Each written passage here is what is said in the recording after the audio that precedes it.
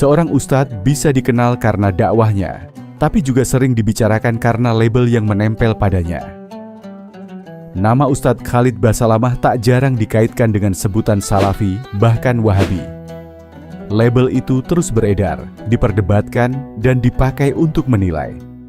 Pertanyaannya, bagaimana beliau sendiri menanggapi semua tuduhan itu? Kali ini, Ustadz Khalid Basalamah menjawab secara jujur siapa dia sebenarnya. Assalamualaikum warahmatullahi wabarakatuh.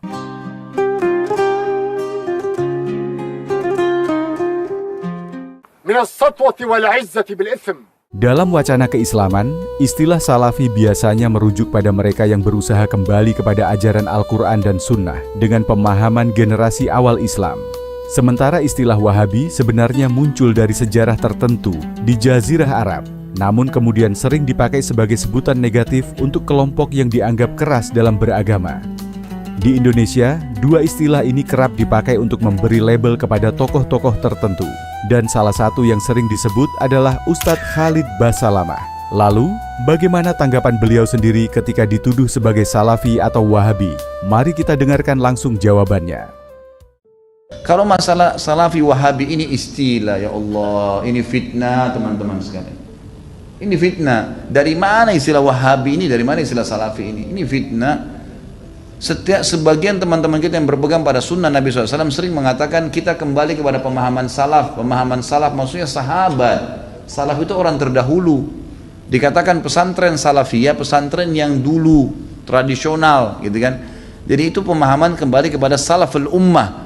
Hanya itu. Begitu dikatakan kembali kepada salaf, sahabat, oh ini kelompok salafi namanya. Nisbatkan. Dari mana ini penisbatan ini gitu kan? Kemudian Wahabi, apa Wahabi ini? Dari mana istilah ini?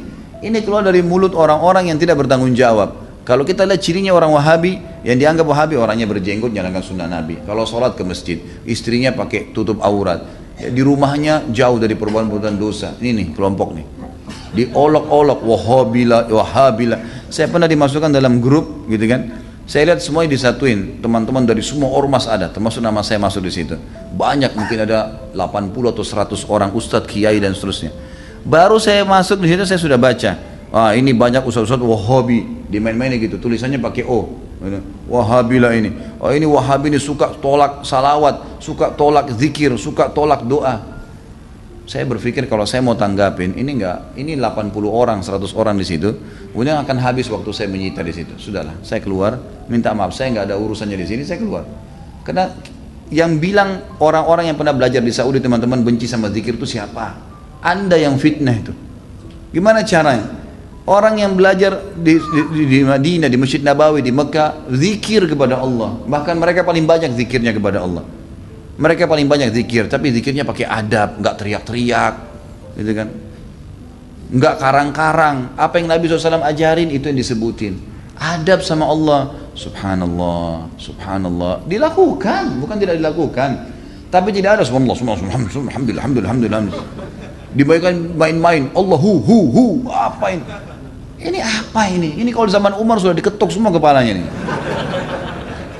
Ngarang-ngarang gitu kan.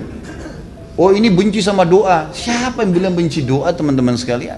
Antum nggak dengar tuh bagaimana Syekh Sudes berdoa sampai hampir 1 jam kalau sholat kunut? Itu dikatakan tuh itu pentolannya Wahabi katanya. Baik berdoa kunut 1 jam sampai orang semua pada menangis seluruh dunia, antum bilang itu Wahabi? Ini subhanallah ini. Benci doa itu namanya ajib. Sesuatu yang aneh gitu. Bagi saya tuduhan-tuduhan yang tidak beralasan sama sekali, nggak beralasan nih. Yang penting dari Saudi Wahabi, gitu kan? Saya sampai waktu mau berangkat ke Saudi, awal saya mau belajar tahun 90, teman-teman ayah saya sempat titip pesan dari kota Makassar, Khalid, nanti kamu ke Saudi, ambil ilmunya tapi jangan jadi Wahabi. Baik, saya berangkat 6 bulan pertama teman-teman sekalian, semua guru yang masuk saya ketakutan lihat. Ini Wahabi nih. Apa ini Wahabi? Mau yang menakutkan ini. Kena wanti-wanti begitu.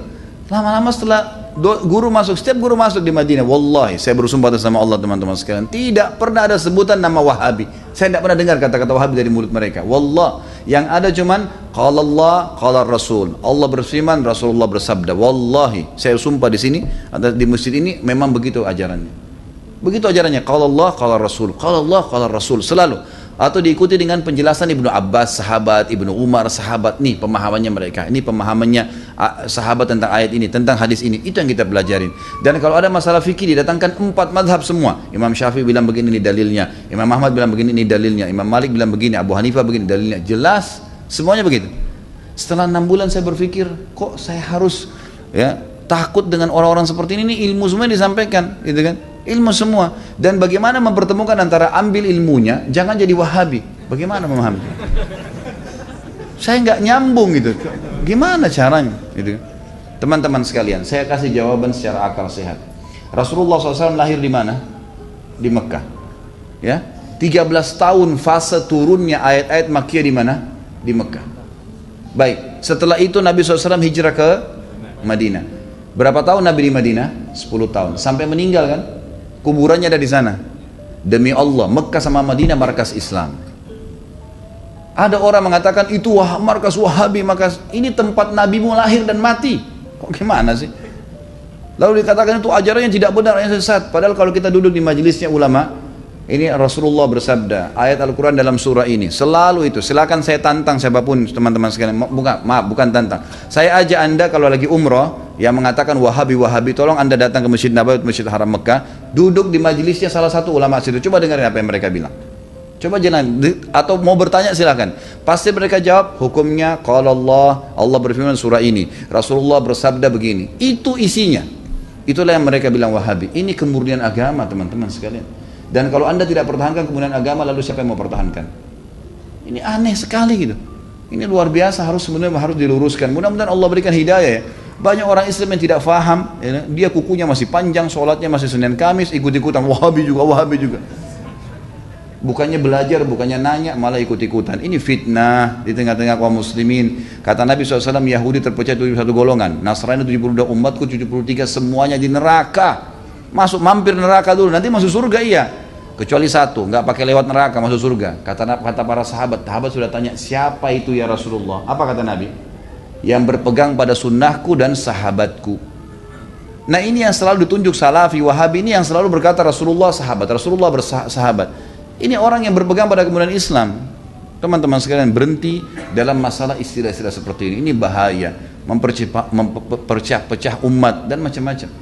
Saya lihat beberapa di cuplikan YouTube saya, ada cuplikan, ada kata-kata di bawah, oh ini pentulannya Wahabi nih, ini mungkin ISIS nih, nah ini mungkin ini nih, ini mungkin ini nih. Padahal orang itu tidak kenal saya. Bagaimana pertanggungjawaban dia hari kiamat di depan Allah? Coba nuduh saya, bisa ketemu sama saya minta maaf nggak? Kalau nggak ketemu, gimana coba? Saya bisa maafin, tapi dalam hukum Islam, kalau seseorang memfitnah saudaranya Muslim, menuduh sesuatu yang dia tidak punya ilmu, kan itu, sudah dimaafin pun pada orang yang melakukan, orang-orang yang sedang difitnah, tetap hukum syar'i dia harus minta maaf. Kalau tidak, saya dapat pahala karena memaafkan, dia tetap dihukum sama Allah karena masih belum minta maaf. Variabelnya begitu kan, hukumnya begitu. Maka teman-teman berhenti dari fitnah ini. Kita ikut-ikutan, ini dikatakan teroris, oh kita juga ikut-ikutan teroris semua.